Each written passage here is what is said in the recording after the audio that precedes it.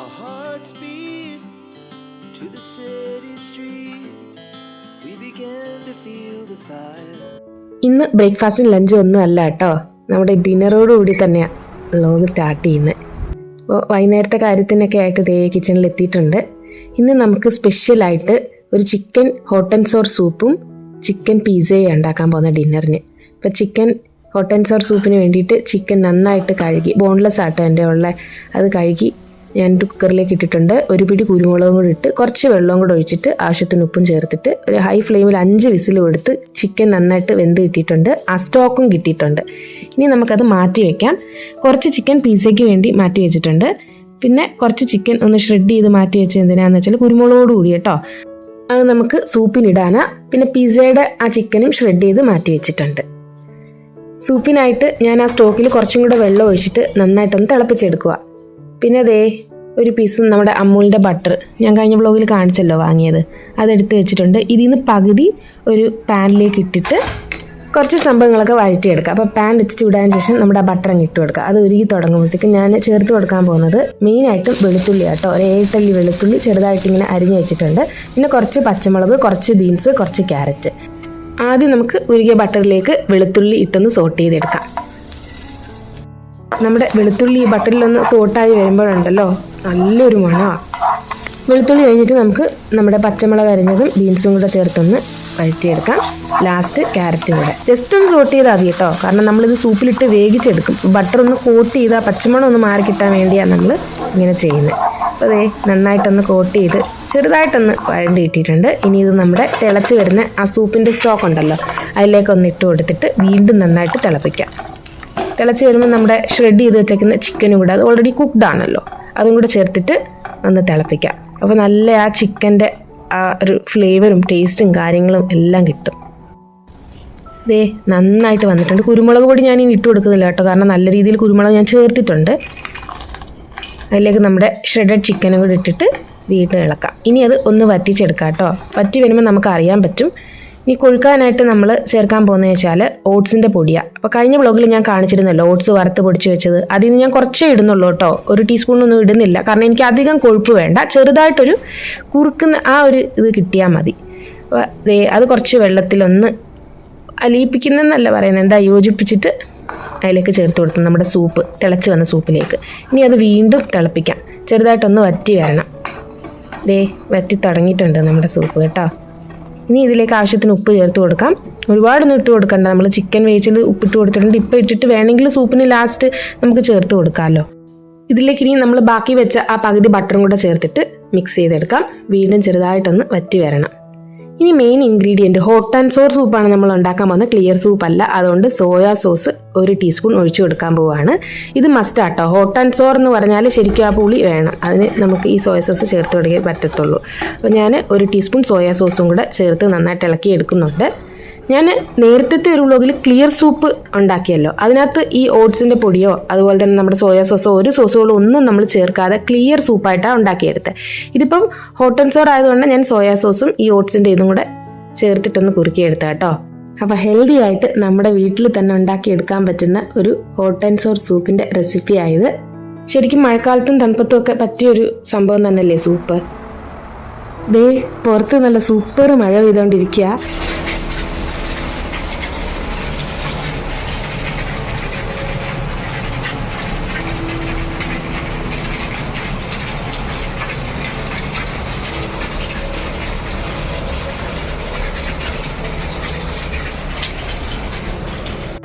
ഇനി ഡിന്നറിന് എന്താ വെച്ചാൽ പിസ്സ കേട്ടോ.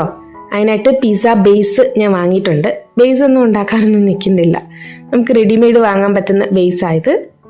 അപ്പോൾ ബേസ് എടുത്തിങ്ങനെ വെച്ചിട്ടുണ്ട്. ഇതിലേക്ക് നമുക്ക് പിസ്സ പാസ്തയുടെ സോസ് ആദ്യം ഒന്ന് സ്പ്രെഡ് ചെയ്ത് കൊടുക്കാം കേട്ടോ. ഇതൊക്കെ ഇപ്പം മാർക്കറ്റിൽ അവൈലബിൾ ആയിട്ടുള്ള സംഭവങ്ങൾ തന്നെയാണ്. നമ്മുടെ വീട്ടിൽ തന്നെ പെട്ടെന്ന് ഉണ്ടാക്കുകയാണെങ്കിൽ നമ്മൾ എന്തൊക്കെ ചേർത്തു എന്ന് നമുക്ക് അറിയാൻ പറ്റുമല്ലോ. പിന്നെ പുതിയ സംഭവമാണോ പഴയ സംഭവമാണോ എക്സ്പയറി ഡേറ്റ് കഴിഞ്ഞോ എന്നൊന്നും പേടിക്കണ്ട, നമുക്ക് തന്നെ നോക്കി ചെയ്യാമല്ലോ. ഇതൊക്കെ ജങ്ക് തന്നെയാണെങ്കിലും നമ്മുടെ വീട്ടിൽ നമ്മുടെ കുഞ്ഞുങ്ങൾക്ക് ഇടയ്ക്കൊക്കെ ഇങ്ങനെ ഉണ്ടാക്കി കൊടുക്കുന്നതുകൊണ്ട് സന്തോഷം തന്നെയല്ലേ. പിന്നെ പാസ്ത മിക്സ് ഉണ്ട് എൻ്റെ, അത് ശരിക്കും ഒറിഗാനോ തന്നെയാണ്. ഒറിഗാനോ ഉണ്ടെങ്കിൽ അത് അതിൽ ഇട്ട് കൊടുത്താൽ മതി. അതൊന്ന് സ്പ്രെഡ് ചെയ്ത് കൊടുത്തു. പിന്നെ പിരി പിരി മിക്സും ചില്ലി ഫ്ലേക്സും അതും കൂടെ ഒന്ന് ഇട്ട് കൊടുക്കുക. ഈ പിരി എന്ന് പറഞ്ഞാൽ ശരിക്കും സ്പൈസി ആണെന്ന് പറയുന്നത്, പക്ഷെ നമുക്ക് അത്ര സ്പൈസി ആയിട്ട് തോന്നത്തില്ല. അതുകൊണ്ടാണ് ഞാൻ ഈ ചില്ലി ഫ്ലേക്സും കൂടെ ആഡ് ചെയ്ത് കൊടുക്കുന്നത് കേട്ടോ. പിന്നെ ഞാൻ തൈം എൻ്റെ കയ്യിൽ ഉള്ളതുകൊണ്ടാണ് ഞാൻ ഇട്ട് കൊടുക്കുന്നത്. ഇത് ഞാൻ ഒറിഗാനോ എന്ന് പറഞ്ഞ് തെറ്റിദ്ധരിച്ചെടുത്തതാണ്. അപ്പോൾ ഞാൻ ഇങ്ങനെയുള്ള സംഭവങ്ങൾ ഉണ്ടാക്കുമ്പോൾ അതും കൂടെ ചേർത്ത് കൊടുക്കുക. അത് നല്ലൊരു ഹേർബാട്ടോ ഇതിനൊക്കെ. പിന്നെ 2 സ്ലൈസ് ചീസ് വെച്ച് കൊടുക്കുന്നുണ്ട്. മുകളിലേക്ക് സവാള ചെറുതായിട്ട് അരിഞ്ഞതും പിന്നെ നമ്മുടെ ചിക്കൻ ഷ്രെഡ് ചെയ്ത് വെച്ചിട്ടില്ലേ വേവിച്ചിട്ട്, അത് ഇട്ട് കൊടുത്തിട്ട് കുറച്ച് കുരുമുളക് പൊടിയും കൂടെ അതിൻ്റെ പുറത്തിട്ടിട്ട് കുറച്ച് ചില്ലി ഫ്ലേക്സും കൂടി ഇട്ട് കൊടുക്കും. കാരണം നമുക്ക് കുറച്ച് സ്പൈസി ആയിട്ടുള്ള സംഭവമല്ലേ ഓൾറെഡി ഇഷ്ടം, അതുകൊണ്ടാണ് ഇത്രയും ചേർത്ത് കൊടുക്കുന്നത്. പിന്നെ കുറച്ച് ഹേർബും കൂടി ഇങ്ങനെ ഒന്ന് സ്പ്രെഡ് ചെയ്തിട്ട് ഇതിൻ്റെ മുകളിൽ നമുക്ക് മൊസറല്ല ചീസ് ഗ്രേറ്റ് ചെയ്ത് ഇട്ട് കൊടുക്കുക. അപ്പോൾ എൻ്റെ കയ്യിൽ ഡിലക്റ്റ എന്ന് പറഞ്ഞൊരു കമ്പനിയുടെ അമൂലിൻ്റെ നോക്കിയിട്ട് കിട്ടിയില്ല. പക്ഷേ ഇതിൻ്റെ പ്രോഡക്ട്സും വലിയ കുഴപ്പമില്ല കേട്ടോ. ഇതിൻ്റെ ചീസൊക്കെ ഞാൻ ഉപയോഗിച്ച് നോക്കിയിട്ടുണ്ട്. അപ്പോൾ അത് ദേ പൊട്ടിച്ചിട്ട് ഷ്രെഡ് ചെയ്തിട്ട് കൊടുക്കുന്നുണ്ട്. നമുക്ക് എത്ര ചീസ് വേണോ അത്ര ഇട്ട് കൊടുക്കുക. അങ്കൂന് കുറച്ച് ചീസി ഫ്ലേവർ ഇഷ്ടമായതുകൊണ്ട് അവന് കുറച്ച് അധികം ഗ്രേറ്റ് ചെയ്ത് ഇട്ട് കൊടുക്കുന്നുണ്ട്. എനിക്കുണ്ടാക്കിയൊക്കെ അത്രയ്ക്ക് ഇഷ്ടമല്ലല്ലോ. അപ്പോൾ ഇത് അങ്കൂന് വേണ്ടി ആദ്യം ഞാൻ ഉണ്ടാക്കുന്ന കേട്ടോ. അപ്പോൾ കുറച്ച് ചിക്കനും ചീസും ഒക്കെ നന്നായിട്ട് സ്റ്റഫ് ചെയ്ത് അവൻ ഉണ്ടാക്കുന്നത്. ഞങ്ങൾക്ക് ഉണ്ടാക്കുമ്പോൾ കുറച്ചും കൂടെ ഒക്കെ കുറച്ചിട്ട് അങ്ങനെ ഒരു രീതിയിൽ. പിന്നെ അവന് സ്പൈസി ഫുഡ് ഇഷ്ടമായതുകൊണ്ട് അവന് കുറച്ച് എരിവ് ചില്ലി ഫ്ലേക്സ് ഒക്കെ ഞാൻ ആഡ് ചെയ്തിട്ടുണ്ട്. അപ്പോൾ നമ്മുടെ തവയൊന്ന് ഗ്രീസ് ചെയ്തിട്ട് നമ്മുടെ പിസ്സ അതിലേക്ക് വെച്ച് കൊടുത്ത് വളരെ ലോ ഫ്ലെയിമിൽ കുറച്ച് നേരം ഒന്ന് അടച്ച് വെച്ച് ഒന്ന് ആ ചീസ് മെൽറ്റ് ചെയ്യുന്നവരൊന്ന് നോക്കാം. അപ്പോൾ താഴെ നല്ല ക്രസ്റ്റ് ആവുകയും ചെയ്യാം. ക്രസ്റ്റ് ആവണം, അപ്പോൾ അതാണ് ആ ടേസ്റ്റ് പിസ്സയുടെ. അപ്പോൾ നന്നായിട്ട് ക്രസ്റ്റ് ഫോം ചെയ്തിട്ടുണ്ട്, ചീസ് ഉരുകിയിട്ടുണ്ട്. ദേ കണ്ടോ, ഈ ഒരു ബ്രൗൺ കളർ താഴെ വരണം, എന്നാൽ ആ ഒരു ക്രസ്റ്റി ഫീലിംഗ് പിസ്സയ്ക്ക് കിട്ടത്തുള്ളൂ. നമ്മുടെ പിസ്സ റെഡി ആയിട്ടുണ്ട്. വളരെ ഈസി ആയിട്ട് നമ്മുടെ വീട്ടിൽ തന്നെ ഉണ്ടാക്കാം. പഴയ ചിക്കനോ ഒന്നുമല്ല, നമ്മുടെ വീട്ടിൽ തന്നെ വേവിച്ചെടുത്ത് നല്ല ഫ്രഷ് ചിക്കൻ വെച്ചിട്ടുണ്ടാക്കിയ ചിക്കൻ പിസ്സ. അങ്കുന് വിശ്വസിക്കാൻ പറ്റിയില്ല കേട്ടോ. അവന് ചെറിയൊരു വിശ്വാസക്കേടുണ്ട്, ഇത് അമ്മ തന്നെ ഇങ്ങനെ ഉണ്ടാക്കിയതാണോ, പിന്നെ അവൻ്റെ മുന്നേ വെച്ച് ഉണ്ടാക്കിയിട്ട് അവൻ വിശ്വസിച്ച് കൊണ്ടുപോയി കേട്ടോ. ഇതുപോലെ എനിക്ക് ഉണ്ടാക്കി എടുക്കുന്നുണ്ട്, സെയിം മെത്തേഡിൽ തന്നെ. അങ്ങനെ നമ്മുടെ ഹോം മെയ്ഡ് പിസ്സ റെഡി. വല്ലപ്പോഴും ഒക്കെ ഇങ്ങനെ നമുക്ക് ഉണ്ടാക്കാം വീട്ടിൽ. എപ്പോഴും ഒന്നും ഉണ്ടാക്കാനൊന്നും പറ്റത്തില്ല കേട്ടോ. ഇത് കുറച്ച് പ്രോസസ്സാണ്. ഇങ്ങനെയൊക്കെ ചെയ്യണമെങ്കിൽ നമ്മൾ എത്ര നേരത്തെ കഷ്ടപ്പാടാണ്. ഒരു മസാലക്കറി ആണെങ്കിൽ പെട്ടെന്ന് എല്ലാം കൂടെ വഴറ്റിട്ടുണ്ടാക്കി കഴിഞ്ഞാൽ ഒരു നേരത്തെ ഒരു ആഹാരമാവും. ഇതാകുമ്പോൾ നമ്മൾ എത്ര നേരം കഷ്ടപ്പെട്ടിട്ടാണ് ഉണ്ടാക്കുന്നില്ലേ. ഇപ്പോൾ ഡിന്നർ കഴിഞ്ഞു. നെക്സ്റ്റ് ഡേ മോർണിംഗ് ആണ്. ഇപ്പോൾ രാക്കയും അങ്കും കൂടെ രാവിലെ എഴുന്നേറ്റ് എന്തൊക്കെയോ സംസാരിച്ചുകൊണ്ടിരിക്കുക. അങ്കുവിന് ഇന്ന് ക്ലാസ് ഇല്ല കേട്ടോ. അവർക്കെന്തോ സ്പോർട്സ് ഡേ കാര്യങ്ങളൊക്കെ ആയതുകൊണ്ട് സ്കൂളില്ല. ശരിക്കും സ്പോർട്സിൻ്റെ എന്തോ കാര്യങ്ങളുണ്ട്, സ്കൂളിൽ വിട്ടില്ല. അപ്പോൾ അവനിവിടെ ഉണ്ട്. രാക്കയ്ക്ക് ഓഫീസിൽ പോകണം. അപ്പോൾ അവൻ്റെ എന്തൊക്കെയോ കാര്യങ്ങൾ ഇങ്ങനെ പറഞ്ഞിട്ട് രാക്കയുടെ ചെവി ഒട്ടിച്ചുകൊണ്ടിരിക്കുക. അപ്പോൾ ഇന്നൊരുവിധം വെയിൽ കാണുന്നുണ്ട്, തുണി കഴുകണം എന്നുണ്ട്. മഴയില്ലെങ്കിൽ തുണി കഴുകണം. ഞാൻ ദേ മെല്ലെ ഇങ്ങനെ കിച്ചണിൽ എത്തിയിട്ടുണ്ട്. 6:45 ഇന്ന് എഴുന്നേറ്റത്. കാരണം അപ്പം മതിയായിരുന്നല്ലോ. അങ്കുവിന് സ്കൂളിൽ പോകണ്ടാത്തതുകൊണ്ട് കുറച്ചും കൂടെ കിടന്നു. പക്ഷെ എനിക്ക് പിന്നെ അങ്ങ് ഒരുപാട് കിടക്കാൻ തോന്നിയില്ല കേട്ടോ. ചില ദിവസം ഭയങ്കര ഉറക്കമാണ്. ഇങ്ങനെയുള്ള ദിവസങ്ങളിൽ നമ്മൾ നേരത്തെ ഉണരും, നമുക്ക് ആവശ്യമില്ലാത്ത ദിവസങ്ങളിൽ. ബ്രേക്ക്ഫാസ്റ്റിനായിട്ട് ഞാൻ 2 ഉരുളക്കിഴങ്ങ്, ഒരു സവാള, 2-3 പച്ചമുളക്, കുറച്ച് കരിവേപ്പില, ഇതെല്ലാം കൂടെ കഴുകി അരിഞ്ഞ് ഒരു കുക്കറിലേക്ക് ഇട്ട് കുറച്ച് മഞ്ഞൾപ്പൊടി ഉപ്പും കൂടെ ഇട്ടിട്ട് ഹൈ ഫ്ലെയിമിൽ ഒരു 3 വിസിൽ കൊണ്ട് വേവിച്ചെടുക്കാം കേട്ടോ. പിന്നെ അപ്പത്തിൻ്റെ മാവ് ഞാൻ തലേദിവസം അരച്ച് വെച്ചിട്ടുണ്ടായിരുന്നു. ഞാൻ നേരത്തെ കാണിച്ചിട്ടുണ്ടല്ലോ, നമ്മുടെ അപ്പപ്പൊടി എന്ന് വെച്ചാൽ ഇടിയപ്പം പത്തിരിപ്പൊടി ഉണ്ടല്ലോ, ആ പൊടി ഇട്ടിട്ട് ഞാൻ അരച്ച് എടുത്ത മാവാണ്. അപ്പോൾ അത് പൊങ്ങി വന്നിട്ടുണ്ട്. ഈസ്റ്റൊക്കെ ചേർത്ത് രാത്രി കലക്കി വെച്ചതാണ്. അപ്പോൾ അതെന്തായാലും അങ്ങ് ചുട്ടെടുക്കാം. അപ്പോഴത്തേക്ക് നമ്മുടെ കറിയും റെഡിയാവും. പിന്നെ കുറച്ച് പാലും കൂടെ കാച്ചാനായിട്ട് വെച്ചിട്ടുണ്ട് കേട്ടോ. അപ്പം നമ്മുടെ ഉരുളക്കിഴങ്ങ് കൂട്ടുണ്ടല്ലോ, വെള്ളമൊക്കെ ആവശ്യത്തിന് ഒഴിച്ച് വേവിച്ചെടുത്തിട്ടുണ്ട്. ആവി മാറി തുറന്ന് നോക്കിയപ്പോൾ വെന്ത് വന്നിട്ടുണ്ട്. ഇനി ഞാൻ അതൊന്ന് ഉടച്ചു കൊടുക്കാം. എന്നിട്ട് നമ്മൾ ഈ പാലൊഴിച്ചിട്ട് ഒരു സ്റ്റൂ പോലെ ഉണ്ടാക്കുക കേട്ടോ. ദേ അപ്പവും റെഡിയായി വന്നിട്ടുണ്ട്. നമ്മുടെ അരിപ്പൊടി അരച്ചെടുത്ത അപ്പം.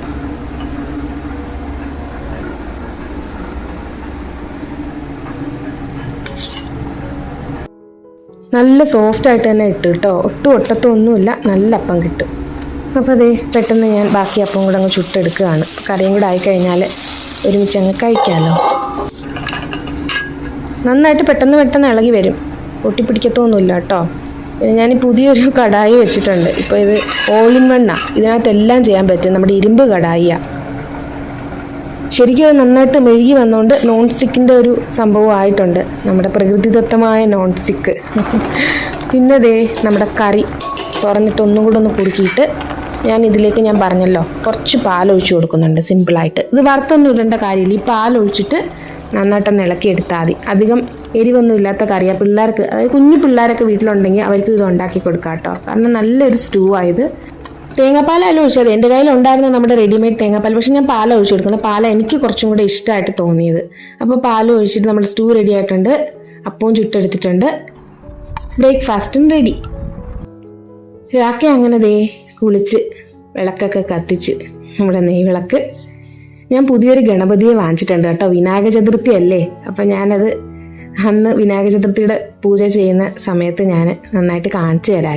ഇതിൻ്റെ മുന്നിൽ കത്തിക്കുന്ന ഒരു ചെറിയൊരു ദിയയും കൂടെ കിട്ടിയിട്ടുണ്ടായിരുന്നു. ഓൺലൈൻ വാങ്ങിയതാ. രാക്കേതേ ഭക്ഷണമൊക്കെ കഴിച്ചങ്ങനെ ഇറങ്ങാൻ നിൽക്കുകയാണ്. ഞാൻ പറഞ്ഞല്ലോ ഇന്ന് സ്കൂളിൽ പോകണ്ട, ഇന്നെന്തായാലും തുണി കുറച്ച് കഴുകിടാന്ന് വിചാരിക്കുന്നു.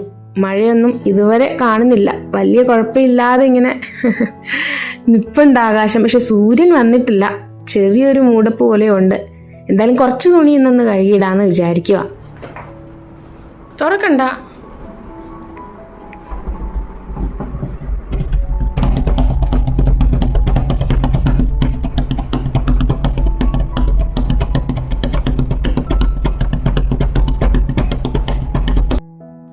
അങ്കുവിനോട് വെറുതെ ജനൽ തുറക്കണ്ടെന്ന് പറഞ്ഞാലും തുറക്കേണ്ടി വന്നു കേട്ടോ. കാരണം രാക്കെ ടാഗ് മറന്നു. ഞാൻ എപ്പോഴും പറയാറില്ല, എന്തെങ്കിലും മറന്നു വെച്ചിട്ട് രാക്കെ ഓഫീസിലോട്ട് ഇറങ്ങാറുള്ളൂ. ഇന്ന് മറന്നത് ടാഗ്, ID കാർഡ്.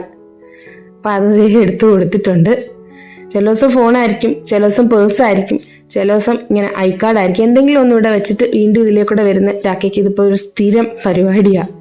അപ്പം ഇന്ന് എന്തായാലും അങ്കു നമ്മുടെ കൂടെ ഉണ്ടല്ലോ, ഒറ്റയ്ക്കല്ല.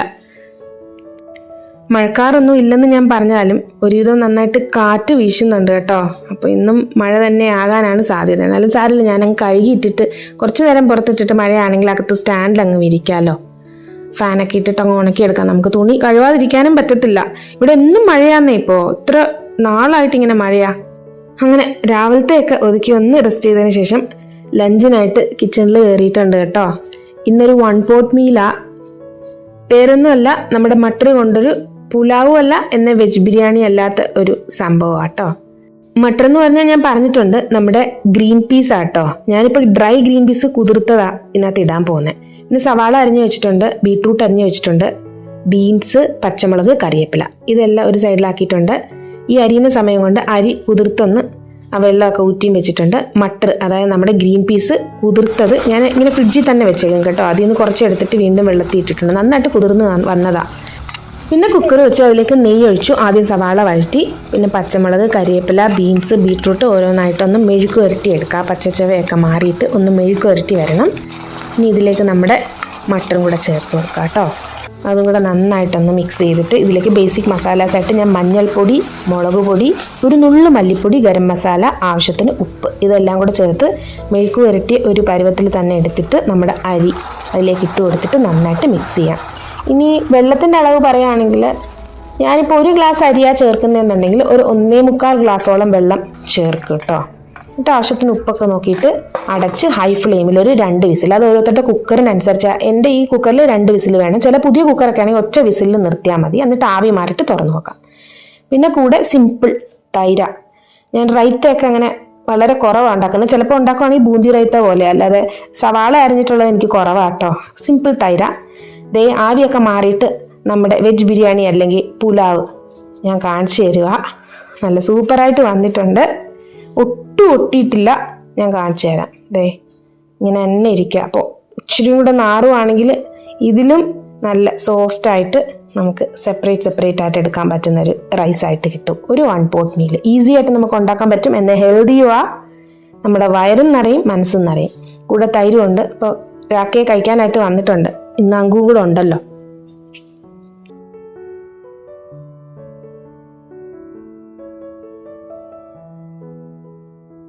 ലഞ്ച് കഴിഞ്ഞിട്ട് കഴിക്കാനായിട്ട് ഞാൻ ലിറ്റിൽ ഹാർട്ട്സിൻ്റെ ബിസ്ക്കറ്റും നമ്മുടെ ജിം ജാമിൻ്റെ ബിസ്ക്കറ്റും എടുത്ത് വെച്ചിട്ടുണ്ട്. ഞാനും രാക്കയും കഴിച്ച് കൈ കഴുകി. കാരണം കുറേ നേരം കൈ ഉണക്കണ്ടല്ലോ എന്ന് വെച്ചു. അങ്കു ഇതുവരെ കഴിച്ച് കഴിഞ്ഞിട്ടില്ല. അപ്പോൾ അവന് വേണ്ടി വെയിറ്റ് ചെയ്ത് പൊട്ടിക്കാൻ വേണ്ടി. പക്ഷെ അവന് ക്ഷമയില്ല.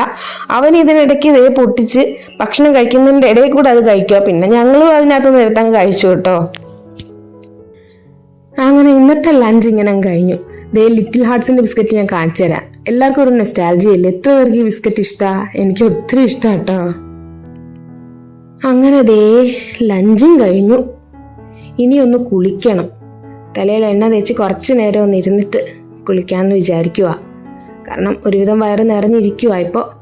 എണ്ണ തേച്ച് ഇരുന്ന് ഒരു മണിക്കൂർ കഴിഞ്ഞ് നമുക്ക് കുളിച്ചാൽ മതിയല്ലോ. പുറത്തോട്ട് നോക്കിയപ്പോൾ ദേ മഴയൊന്നും പെയ്യുന്നില്ല. മഴ ഇങ്ങനെ തോന്നി നിൽക്കുന്നൊരു അന്തരീക്ഷമാണ്. പക്ഷെ ഒരു സൈഡിൽ കൂടെ മഴ പെയ്യട്ടെന്നേ.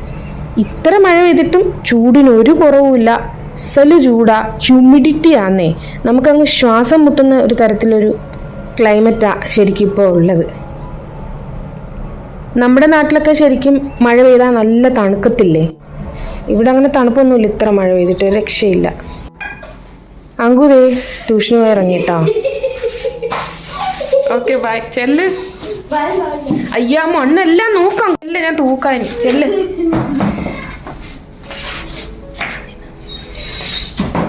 ഇനിയെന്താ നമ്മുടെ ഡിന്നറും കാര്യവും നോക്കണം. അപ്പോൾ ഇതൊക്കെയാണ് കേട്ടോ ഇന്നത്തെ വിശേഷങ്ങൾ. മറ്റൊരു നല്ല വീഡിയോ ആയിട്ട് കാണുന്നത് വരെ എല്ലാവർക്കും thank you so much. Bye bye.